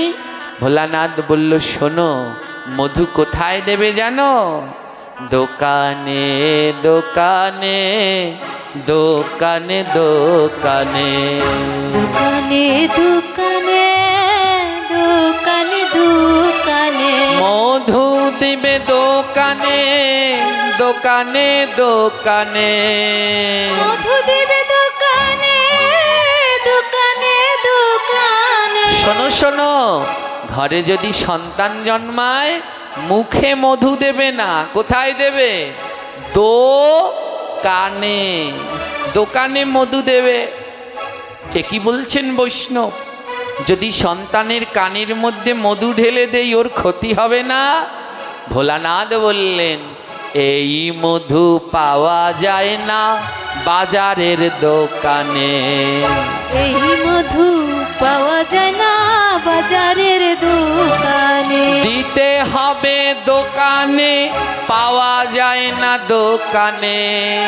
দিতে হবে দোকানে, পাওয়া যায় না দোকানে। দিতে হবে দোকানে, পাওয়া যায় না দোকানে। দিতে হবে দোকানে, পাওয়া যায় না দোকানে। আপনারা অর্থটা বুঝতে পারছেন? দিতে হবে দোকানে, কিন্তু এই মধু পাওয়া যায় না বাজারের। ওটাও দোকান, এটাও। বলে, সেই মধু কোথায় পাওয়া যায়? ভোলানাথ বললেন, সেই মধু পাওয়া যায় সাধু গুরুর স্থানে। সেই মধু পাওয়া যায় সাধু গুরুর স্থানে। পাওয়া যায় না দোকানে, দিতে হবে দোকানে। পাওয়া যায় না দোকানে, দিতে হবে দোকানে। সেই মধু পাওয়া যায় সাধু গুরুর স্থানে। সেই মধু পাওয়া যায় সাধু গুরুর স্থানে। ওমা, এখানে ঠাকুমারা মায়েরা বসে আছেন, বাড়িতে বাচ্চা জন্মালে মধু দেন কোথায়? মিথ্যে বলবেন না, কোথায় দেন? মুখে। আমাদের শাস্ত্রে বলছে কেউ জন্মালে মধু দিতে হয়, কিন্তু মুখে না। ডাক্তাররা নিষেধ করে বাচ্চার মুখে লাগাবেন না, ক্ষতি হবে। আমাদের সনাতন ধর্ম বিজ্ঞানসম্মত, বাচ্চার মুখে আসলেই মধু দিতে নাই, দিতে হয় কোথায়? কানে। তবে কোন মধু? ওই যে কিনতে পাওয়া যায় ডাবল হানি, ওই মধু। সেই মধুটার নাম জানেন? হরে কৃষ্ণ কৃষ্ণ কৃষ্ণ হরে হরে, হরে রাম রাম রাম রাম হরে হরে। হরে কৃষ্ণ উলুধ্বনি মায়েরা। কৃষ্ণ হরে হরে, হরে রাম রাম রাম হরে হরে। হরে কৃষ্ণ কৃষ্ণ কৃষ্ণ হরে হরে, হরে রাম রাম রাম হরে হরে। হরে কৃষ্ণ কৃষ্ণ কৃষ্ণ হরে হরে, হরে রাম রাম রাম হরে হরে। হরে কৃষ্ণ কৃষ্ণ কৃষ্ণ হরে হরে, হরে রাম রাম রাম হরে হরে। হরে কৃষ্ণ কৃষ্ণ কৃষ্ণ হরে হরে, হরে রাম রাম রাম হরে হরে। একটা কথা বলুন, এই নাম করলে কি পাপ হয়? জোরে বলুন। পাপ হবে, রোগ ব্যাধি হবে, মা লক্ষ্মী ঘর থেকে চলে যাবে। তাহলে সবার মুখ বন্ধ কেন? ভাগবতে গিয়া যারা বদন নাহি খোলে, এরাই সব বোবা হবে, ভাগবতে বলে রে, ভাগবতে বলে। যারা নাহি খোলে, সব বোবা হবে, ভাগবতে বলে রে, ভাগবতে বলে রে, ভাগবতে বলে। আজ ভাগবতে এসে বদন খুলছেন না, যত করবেন চালাকি, পরে বুঝবেন জ্বালাকি, প্যারালাইজ হলো বলে হয়ে বিছনায় পড়ে থাকবেন। আজ দুইটা হাত তুললেন না, সেদিন হাতও লড়াতে পারবেন না। ওমা, একটা সত্য ঘটনা শুনবেন, নাম বলবো না জায়গার, অনেকগুলো ইউটিউব চ্যানেল তো, তাহলে সেই সবাই জানতে পেরে যাবে। একটা লোক ছিল, ওইখানে এক সময় আমি প্রচুর পাঠ করতাম আমাদের দক্ষিণ অঞ্চলে। ওই লোকটা একটা সরকারি চাকরি করত, উঁচু পোস্টে, আমাকে খুব বিরক্ত করত। পাঠে গেলে পরে শুধু প্রশ্ন করত। ওনার জ্বালায় আর পাঠ করা যেত না, দাঁড়িয়ে পড়তেন। যতক্ষণ উনি প্রশ্ন না করবে উনি বসবে না। আর একজন মান্যগণ্য লোক, কিছু বলাও যায় না, একের পরে এক প্রশ্ন, একের পরে এক প্রশ্ন। তো গুরুদেবের কৃপায় উনি যে প্রশ্ন করে সব কয়টারই উত্তর দিয়েছি। সবার শেষে আমায় প্রশ্ন করলো, জগাই মাদাইয়ের দাদুর নাম কি? হ্যাঁ, এবারে যে কয়খানা গ্রন্থ আছে গৌরকে নিয়ে, যা আছে চৈতন্য চরিতামৃত, চৈতন্য ভাগবত, চৈতন্য মঙ্গল, চৈতন্য করচা, গৌর পার্শ্বদাবলী, মহাপ্রভুকে নিয়ে যা যা গ্রন্থ আছে, এ সব না হলে কিছু তো অধ্যয়ন করেছি। তো ওর মধ্যে তো জগাই মাদাইয়ের দাদুর নাম পাইনি। ওই লোকটার নাম ছিল বিমল। বিমল বাবু, আমি জিজ্ঞেস করলাম, ও আপনি জগাই মাদাইয়ের দাদুর নাম জানেন না? উনি বলল না, আসলে উনি নিজেও জানে না। আমাকে একটা কিছু করবে, অপমান করবে, তার ব্যবস্থা। তা আমি বললাম, শোনেন, জগাই মাদাইয়ের দাদুর নাম হলো বিমল। কারণ উনি নিজেও তো জানে না। উনি বললেন, হ্যাঁ ঠিকই বলেছেন, হতে পারে। চুপ করে বসে পড়েছে। জানেন কি আশ্চর্য, কিছুদিন আগে সেই এলাকায় আমি পাঠ করতে গেলাম, ওই লোকটা প্যারালাইজ হয়ে পড়ে আছে, ব্রেন স্ট্রোক করে পড়ে আছে বিছানায়। আমি দেখতে গিয়েছি, সে আমায় যত কষ্ট দিক তাতে আমার কোনো আপত্তি নেই, কিন্তু তার কথা তো আমার মনে আছে। মানুষকে দুইভাবে মনে রাখা যায়, কেউ কষ্ট দিয়ে আর কেউ ভালোবাসা দিয়ে। যখন শুনেছি ওনার এমন অসুখ, আমি দেখতে গিয়েছি। কোনো দিন উনি কৃষ্ণ নাম করেনি, উনি কৃষ্ণ নাম মানতেন না। উনি বলতে এই হরে কৃষ্ণ মহামন্ত্র এগুলো মিথ্যা, কাল্পনিক, রাধা বলতে কিছু নাই, এই রকম বলতেন। সবাই কানে হাত দিয়ে বলুন শ্রী বিষ্ণু। এগুলো শোনাও পাপ। এমনিভাবে উনি অপমান করতেন। যেদিনকে শুনলাম ওনার প্যারালাইজ হয়েছে, আমি দেখতে গেলাম। যখন আমি গেলাম, ওনার নয়ন থেকে টপ টপ করে জল ঝরছে। বলতে চাচ্ছে হরে কৃষ্ণ, কিন্তু বলতে, এই অবস্থায় একদিন আমাদেরও হবে। তাই বদন থাকতে থাকতে সবাই মিলে নাম করবেন, আস্তে না, উচ্চ স্বরে, ভুবন কাঁপিয়ে। হরে কৃষ্ণ কৃষ্ণ কৃষ্ণ হরে হরে, হরে রাম রাম রাম হরে হরে।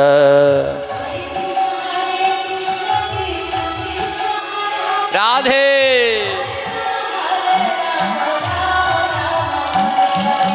হরে কৃষ্ণ কৃষ্ণ কৃষ্ণ হরে হরে, হরে রাম রাম রাম হরে হরে।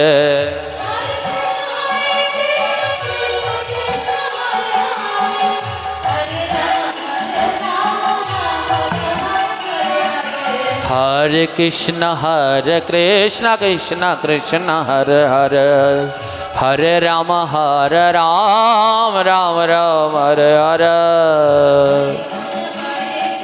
करताली आरो जोरे, बाबारा पिछनेर दिके सबाई। हरे कृष्ण कृष्ण कृष्ण हरे हरे, हरे राम राम राम हरे हरे।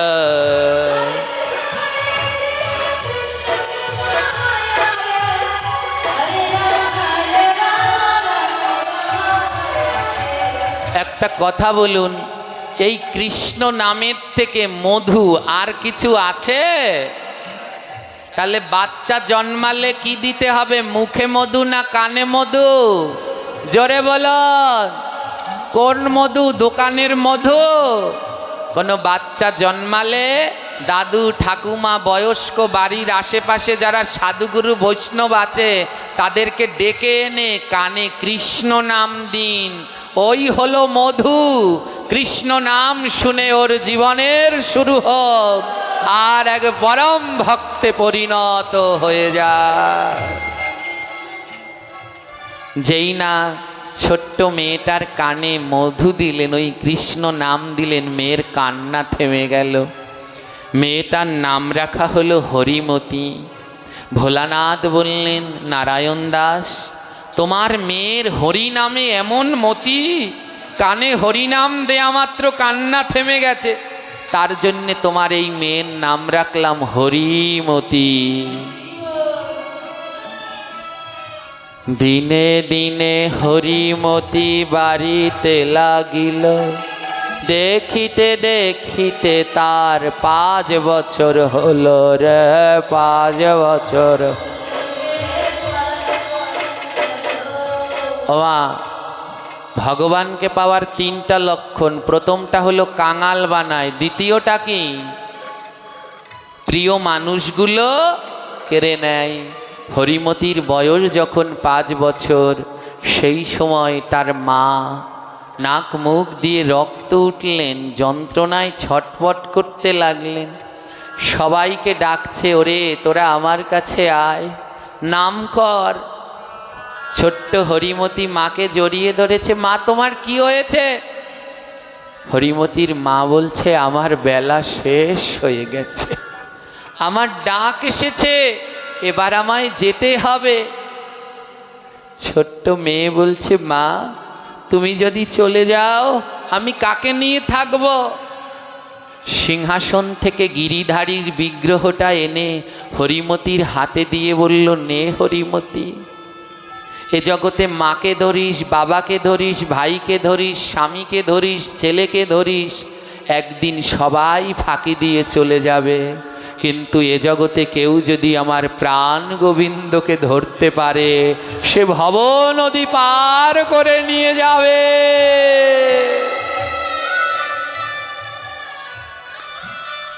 মা মেয়েকে বলল, মারে আজ থেকে এই ভগবানের সেবা করিস, এই গিরিধারীকে ধরে তোর বাকি জীবনটা কাটিয়ে দিস। সেই দিন থেকে ছোট্ট হরিমতি গিরিধারীর সেবা করে। আহা, গিরিধারীর সেবায় কি তার মন! যখন গিরিধারীর সেবা দেয় আর গিরিধারীর কাছে গিয়ে যখন নাম করে, তখন দুই নয়নে অনাবরত জল ঝরে।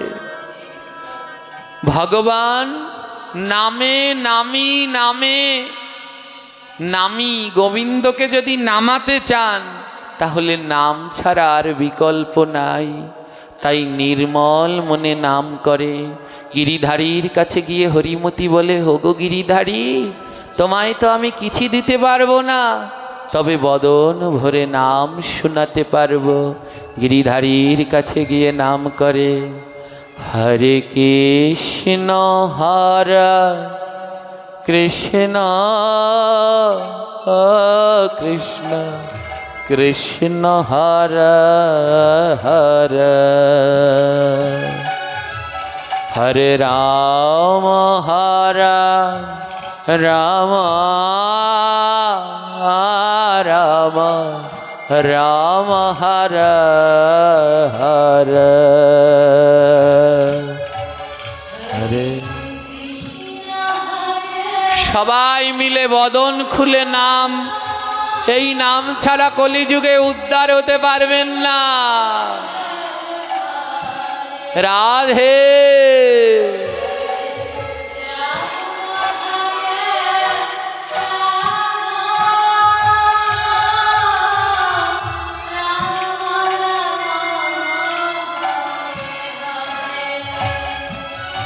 হরে কৃষ্ণ হরে কৃষ্ণ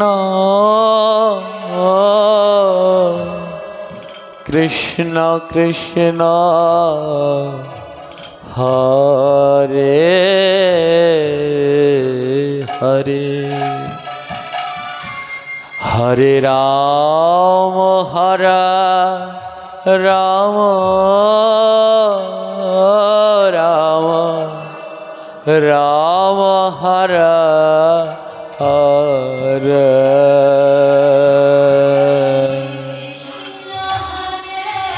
রাধে রাধে।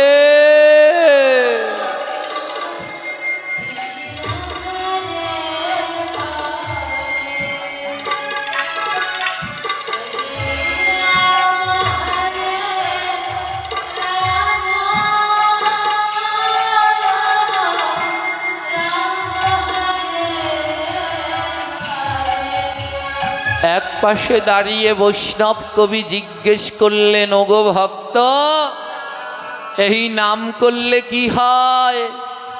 ভক্ত বললেন, এই নাম করলে গোবিন্দ পাওয়া যায়। বৈষ্ণব জিজ্ঞেস করলেন, ভক্ত আমি তো নাম করি, কই আজও তো গোবিন্দ আমার কাছে ধরা দিল না। ভক্ত বললেন, শোনো বৈষ্ণব, গোবিন্দ সেই দিন ধরা দেবে যেদিন তোমার নয়নে কৃষ্ণ নামের ধারা বইবে। তাই বদনে নাম করো আর দুই নয়নের জলে ভেসে যাও। নয়নের জল দিয়ে বদন ভরে বলো, গোবিন্দ আসবে। দুটি নয়নের জলে ডাকো,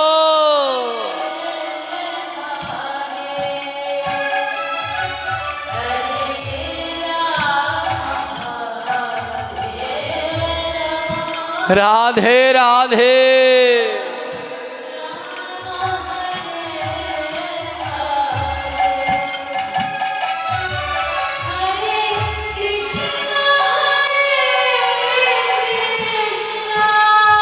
হরি বল হরি বল।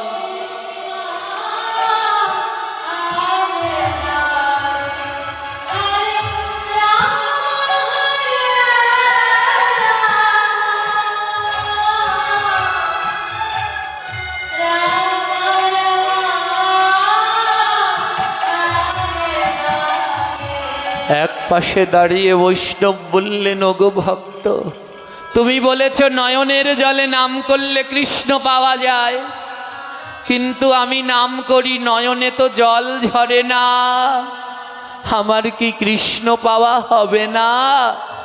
ওগো বৈষ্ণব বলো না, কি করলে কৃষ্ণ নামে নয়নে জল ঝরে? বৈষ্ণব কবি বললেন, শোনো ভক্ত, কৃষ্ণ নামে সবার নয়নে জল ঝরে না। যারা বদনে নাম করে আর দুই বাহু দিয়ে ভক্তের সাথে প্রেমালিঙ্গন করে, তাদের নয়নে কৃষ্ণ নামে জল ঝরে। তাই বদনে নাম করো আর দুই বাহু দিয়ে ভক্তের সাথে প্রেমালিঙ্গন করো।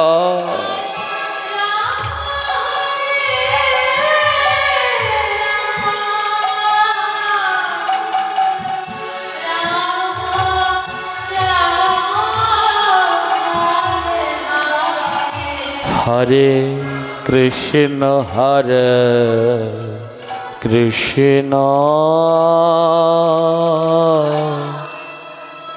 কৃষ্ণ কৃষ্ণ হরে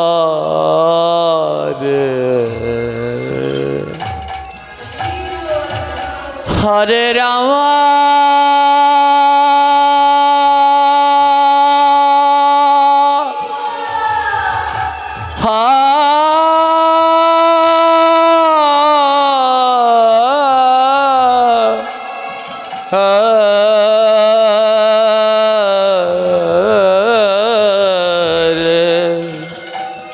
রাম রাম রাম হরে হরে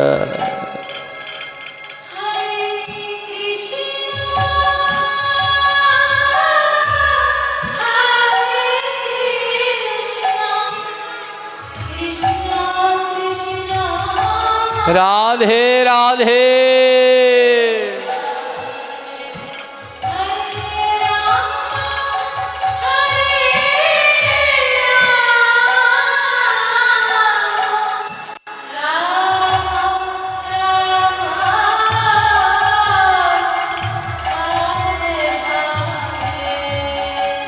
ছোট্ট হরিমতি গিরিধারীর সম্মুখে কৃষ্ণ নামে নয়নের জলে ভেসে যায়। দেখতে দেখতে হরিমতির বয়স 8 বছর হলো। তৎকালীন সময়ে কোনো মেয়ের 8 বছর বয়স মানে অনেক। বাবা চিন্তা পড়ে গেল, মেয়েকে বিয়ে দিতে হবে। একটা সুন্দর দেখে পাত্র জোগাড় করলো, ধুমধাম করে বিয়ে হলো হরিমতির। লাল পাড়ে শাড়ি, সিথিজোড়া সিঁদুর, নতুন শাখা, বিয়ে হলো। যখন বরণ করে ঘরে উঠবে, ঠিক সেই সময় হরিমতির স্বামীর নাক মুখ থেকে রক্ত বেরোতে লাগলো, আর ছটফট করে স্বামী মারা গেল। আর হরিমতির সংসার করা হলো না। কৃষ্ণ ভক্তদের সুখ হয় না, তারা সারা জীবন কাঁদে। সবাই মিলে হরিমতির লাল শাড়ি খুলে থান পরিয়ে দিল, সাদা কাপড়, শাখা সিঁদুর মুছে দিল। সংসার করা আর হলো না হরিমতির। যেই পালকিতে করে বর বউ যাওয়ার কথা, সেই পালকিতে করে হরিমতির স্বামীর লাশ নিয়ে যাচ্ছে। বলো হরি হরি বল, বলো হরি হরি বল বলে নিয়ে যাচ্ছে। একবারও নারায়ণ দাস গোবিন্দের কাছে বলল না, প্রভু আমার মেয়ের স্বামীকে ফিরিয়ে দাও। এই হলো ভক্ত, যারা গোবিন্দের কাছে জড়জাগতিক কিছু চায় না। দেখতে দেখতে হরিমতির বয়স 20 বছর হয়ে গেল। যুবতী হরিমতি বিধবার বেশে ঘুরে বেড়ায়। নারায়ণ দাস মেয়েকে নিয়ে চিন্তা করে, হায় রে, আমি যদি মরে যাই, আমার এই মেয়েকে কে দেখবে? একদিন নারায়ণের চরণে তুলসী দিতে যাচ্ছে, আর যখন নারায়ণের চরণে তুলসী দিচ্ছে তখন নারায়ণের কাছে বলছে, হে নারায়ণ, যদি আমার মেয়ের একটা ছেলে থাকতো তাহলে আমি মরে গেলেও তার ছেলে তাকে দেখতো। ওমা জীবনে কিছু চাইনি, আজ অজান্তে চেয়ে ফেললো। যেই না নারায়ণের কাছে বলল আমার মেয়ের যদি একটা সন্তান থাকতো, সঙ্গে সঙ্গে নারায়ণের শ্রী বিগ্রহ থেকে আওয়াজ হলো, তথাস্তু। ওগো নারায়ণ দাস, তোমার কন্যার সন্তান হবে। এই কথা শুনে নারায়ণ দাসের আনন্দ ধরে না, কিন্তু সেই আনন্দ নিমিষময় ছিল। আমার স্বামী মারা গেছে কয় বছর বয়সে? 8 বছর। এখন তার বয়স কত? 20 বছর। 21 বছর 20 বছর বয়স। দীর্ঘদিন হলো স্বামী মারা গেছে, তারপরে যদি কারো সন্তান হয় সেই নারীকে কি বলবে? কুলোটা অসতী। নারায়ণ দাস হাত জোর করে গোবিন্দের কাছে বলল, গোবিন্দ, এ আমি কি চাইলাম? আমার মেয়ের স্বামী তো অনেক আগে মারা গেছে, যদি এখন আমার মেয়ের বাচ্চা হয় আমার মেয়েকে সবাই অসতী বলবে, তুমি তোমার বর ফিরিয়ে নাও। গোবিন্দ বলল, পারবো না। আমি যখন বলেছি তোমার মেয়ের গর্ভে সন্তান হবে। নারায়ণ দাস বলে, তাহলে আরেকটা বর দেবে প্রভু? জীবনে তো কিছু চাইনি, আরেকটা দেবে? গোবিন্দ বলল, কি? বলে, এইক্ষণে যেন তোমার চরণে আমার মৃত্যু হয়। সঙ্গে সঙ্গে হরিমতির পিতা নারায়ণ দাস ওই গিরিধারীর চরণে লুটিয়ে পড়ে মৃত্যুবরণ করলেন। মাকে হারালেন, বাবাকে হারালেন, স্বামীকে হারালেন, দুঃখিনী হরিমতি কৃষ্ণ নামেই রয়ে গেলেন। হঠাৎ গিরিধারী থেকে একটি আলো এসে হরিমতির গর্ভে প্রবেশ করল। ওমা ভগবানেরই এক অংশ হরিমতির গর্ভে প্রবেশ করল। দেখতে দেখতে দিন যায়, হরিমতির গর্ভ বাড়ে। পাড়া প্রতিবেশীরা সবাই মিলে হরিমতিকে ডেকেছে, সত্যি করে বল, তুই কার সাথে খারাপ কাজ করেছিস? এই তোর গর্ভে সন্তান কার? হরিমতি বলে, আমি কোনো খারাপ কাজ করিনি, আমি নিজেও জানি না আমার গর্ভের এই সন্তানটি কার। ওমা, এই সন্তান কোথা থেকে এসেছে? স্বয়ং ভগবানের অংশ। গ্রামবাসীরা সবাই বলল, তুই অসতী, তাই তোকে এক ঘরে করা হবে। হরিমতিকে সবাই মিলে এক ঘরে করে দিল। 10 মাস 10 দিন পরে হরিমতি একটি পুত্র সন্তান জন্ম দিল। সন্তানের নাম রাখলো হরিদাস। কারো বাড়িতে যায় না, বন থেকে শাক পাতা লতা কচু তুলে এনে সেগুলো সিদ্ধ করে গোবিন্দকে দিয়ে পায়। দেখতে দেখতে ছোট্ট হরিদাসের বয়স হলো 7 বছর। গোবিন্দের প্রতি হরিমতির ভক্তি নিষ্ঠা একটু কমেনি। দিন যায় আর তার ভক্তি বাড়ে। তাই একদিন গোলক বিহারী হরি মনে মনে বলছে, আজ পরীক্ষা নেব। ওগো হরিমতি, তোমার বাবা মা বৈষ্ণব সেবায় বড় পারদর্শী ছিল, আজ তোমার পরীক্ষা নেব, দেখি তুমি কেমন বৈষ্ণব সেবা দিতে জানো। তাই এক একাদশীর দিন গোবিন্দ আমার বৈষ্ণব রূপে হরিমতির দরজায় গিয়ে দাঁড়ালো। কেউ ঘরে আছো? ভিক্ষা দেবে? ঘরের দরজায় গিয়ে দাঁড়ালো। হরিমতি দরজা খুলে দেখে এক বৈষ্ণব।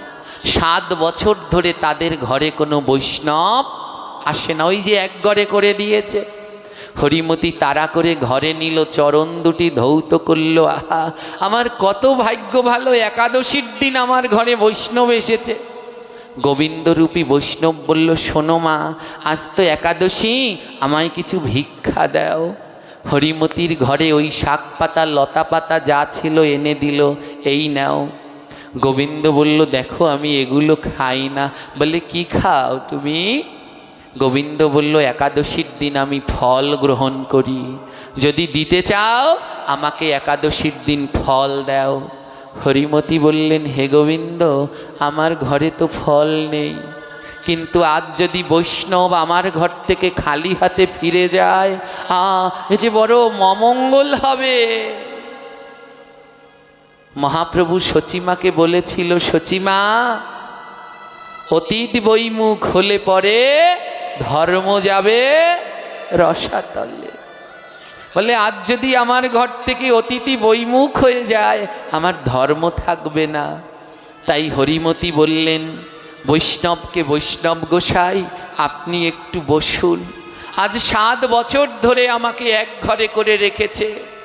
আজ যারা আমাকে এক ঘরে করে রেখেছে আজ তাদের ঘরে ঘরে গিয়ে আমি ভিক্ষা করব, যেন বৈষ্ণব সেবা দিতে পারি।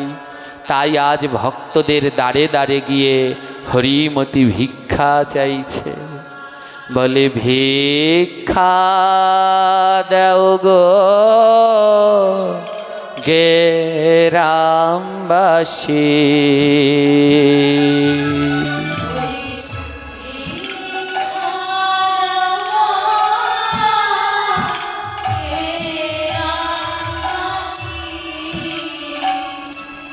বলে ঘরে বৈষ্ণব উপবাসী,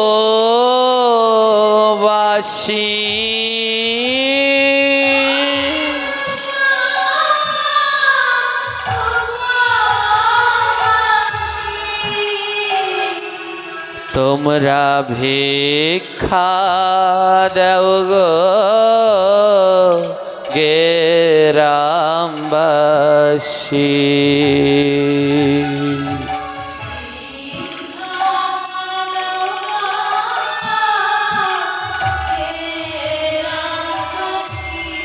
ওমা যেই ঘরে গিয়ে দাঁড়ায় আর ঘাড় ধাক্কা দিয়ে হরিমতিকে বের করে দেয়, বেরিয়ে যা তুই অসতী। কেউ হরিমতিকে ভিক্ষা দেয় না। ভক্তের চরণ দুটি জড়িয়ে ধরে হরিমতি বলে আমায় চরণ ধুলি ভিক্ষা দাও গো।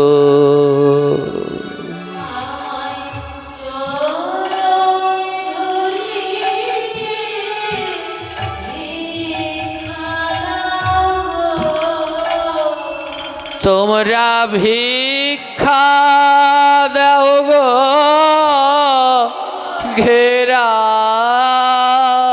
গ্রামবাসী,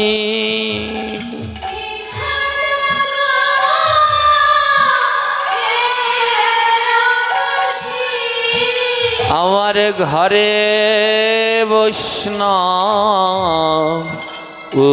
উপবাসী।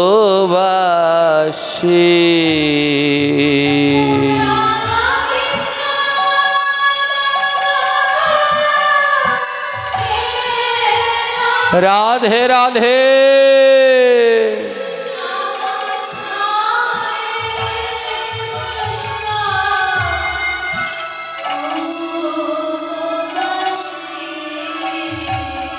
সমস্ত গ্রামে গ্রামে ঘুরল হরিমতি, কিন্তু কেউ ভিক্ষা দিল না।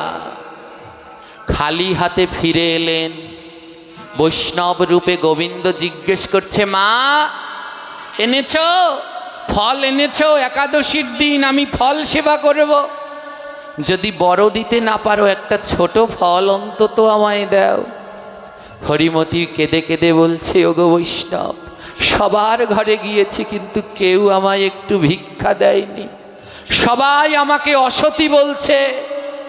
তাই আজ হরিমতি গোবিন্দের চরণে লুটিয়ে পড়ে বলছে হে গোবিন্দ, প্রত্যেক নারী জাতেই একটি বৃক্ষ, আর নারী জাতির ফল হলো তার সন্তান। হে গোবিন্দ, আমারও তো একটা সন্তান আছে। তাই গোবিন্দের কাছে বললেন হরিমতি, শোনো শোনো প্রাণে গোবিন্দ, তোমার কাছে কই আমি যদি সতী নারী হই, একমাত্র পুত্র মোর যেন ফল হইয়া যায়, সেই ফল যেন লাগে বৈষ্ণবের সেবা। গোবিন্দের কাছে বললেন গোবিন্দ, আমার ছেলে যেন ফল হয়ে যায়, আর সেই ফল যেন বৈষ্ণবের সেবায় লাগে। ওমা হরিমতি কি অসতী? জোরে বলুন। সতী নারীর মুখের কথা বৃথা নাহি যায়, দেখিতে দেখিতে পুত্র ফল হয়ে যায়। হরিমতির একমাত্র পুত্র, নাম কি তার? জোরে বলুন। হরিদাস। কি হয়ে গেল? ফল হয়ে গেল। সেই ফলের নাম জানেন? শুনুন, কথা বলবেন না, ধ্যান দিয়ে জায়গাটা শুনুন। সেই ফল লইয়া হরিমতি বৈষ্ণবের নিকট যায়, হরিমতির ভক্তি দেখি কাঁদে শ্যামরা। আজ শ্যামসুন্দর আমার কাঁদছে, আহারে একমাত্র সন্তানকে ফল বানিয়ে বৈষ্ণব সেবা দিল। বৈষ্ণবের রূপ ত্যাগ করি গোবিন্দ নিজ রূপ ধরিল, হাতে বাসি চূড়া পাখা তখনও পড়িল। আর ইহা দেখে ভক্তবৃন্দ জয় ধ্বনি দিল, বৈষ্ণবের রূপ ছাড়ি প্রভু নিজ রূপ ধরি। হরিমতি এনে হাতে সেই ফল দিল। ও গোবিন্দ, আমি তো তোমায় বড় কোনো ফল দিতে পারলাম না, তাই এই ছোট্ট ফল তুমি গ্রহণ করো। সেই ফলের নাম জানেন? হরিদাস। হরিমতির ছেলের নাম কি? হরিদাস থেকে সৃষ্টি হরিত কি নাম। শোনো শোনো ভক্তবৃন্দ, শোনো দিয়ামন। হরিত কি ফল চেনেন? প্রাণ গোবিন্দ আশীর্বাদ করলেন, আজ থেকে যেইখানেতে যাগযজ্ঞ পূজায় অনুষ্ঠান হবে, সকল কাজে সবার আগে হরিত কি লাগিবে। হরিত কি ছাড়া নাহি কোনো পূজা শুভ কাজ হবে। তিন ফলের মধ্যে এক হরিত কি হবে। এই হলো সেই পরম ভক্ত, জগতের পাতায় আজও স্বর্ণ অক্ষরে লিখে আছে সেই হরিত কি, যেই ফল ছাড়া গোবিন্দ কোনো পুজো হয় না। লাখ লাখ টাকা দিয়ে দুর্গা প্রতিমা বানাবেন, যদি একটা হরিতুকি না হয় দুর্গা পূজা হবে না। এই যে নামযজ্ঞ হবে, আসন পাতবে, ওই আসনে দেখবেন সবার আগে কি রাখবে? হরিতুকি রাখবে। হ্যাঁ, ত্রিফলা। ত্রিফলার নাম জানেন? কি কি বলে ত্রিফলা? হর্তুকি, আমলকি, বহেরা। হরির অংশ থেকে সৃষ্টি হরিতুকি নাম, ব্রহ্মার অংশ সৃষ্টি থেকে আমলকি নাম, শিবের অংশ থেকে সৃষ্টি বহেরা তার নাম। এই জন্য এদের ত্রিফলা কয়।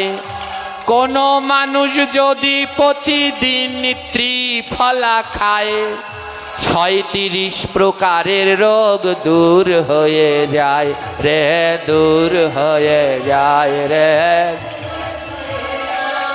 এখন আর খায় না, এই আগিলা দিনের বাবারা জানে ত্রিফলা। হরিতুকি, আমলকি, বহেরা হরির অংশ থেকে সৃষ্টি হয়েছিল বলে এর নাম হরিতুকি। আর ব্রহ্মার অংশ থেকে সৃষ্টি হয়েছে আমলকি। জানেন আমলকি কিভাবে সৃষ্টি হলো? একটা বই কিনবেন, দামোদর ব্রত মাহাত্ম্য। আমলকির সৃষ্টি হয়েছে ব্রহ্মার নয়নের জল থেকে। আমলকির সৃষ্টি কবে হলো? দামোদর মাসে রাস পূর্ণিমার আগের দিন, ওর নাম বৈকুণ্ঠ চতুর্দশী। ওই বৈকুণ্ঠ চতুর্দশীর দিন আমলকি গাছের সৃষ্টি হয়। আমাদের 24টা একাদশীর মধ্যে একটি একাদশীর নাম হলো আমলকি একাদশী। এই তিন ফলের মধ্যে আজ একটি ফলের সৃষ্টির কথা আপনাদের বললাম। আরও রইল বাকি দুইটি ফল, আমলকি আর বহেরা। দামোদর মাসে পাঠ হলে শ্রবণ করবেন আমলকি ফল কিভাবে সৃষ্টি হলো। আর দামোদর ব্রত মাহাত্ম্য বইটি কিনলে এর মধ্যে পেয়ে যাবেন আমলকি কিভাবে সৃষ্টি হলো।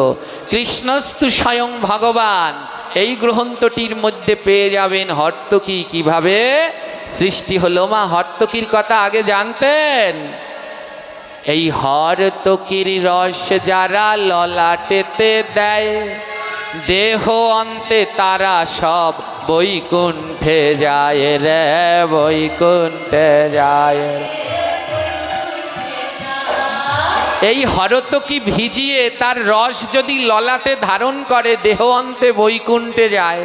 এই যে আমাদের ললাটে তিলকটা দেখছেন কালো, এটা এত কালো কেন জানেন?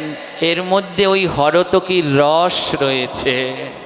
ওই হরতকির রস দিলে পরেই এমন কালো হয়ে যায়।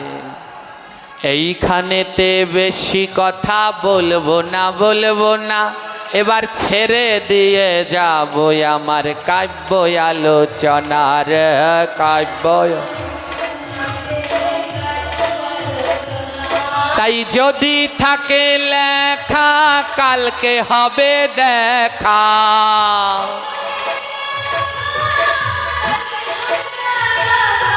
আমরা 2 দিনের জন্য এসেছি, আজ এখানে বিশ্রাম। যদি থাকে লেখা কালকে হবে দেখা।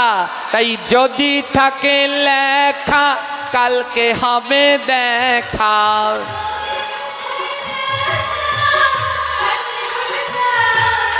এইখানেতে বলে যাই সবাই টাটা বাই বাই। এবার নিতাই গৌর হরি বল, প্রেমানন্দে বাহু তোল।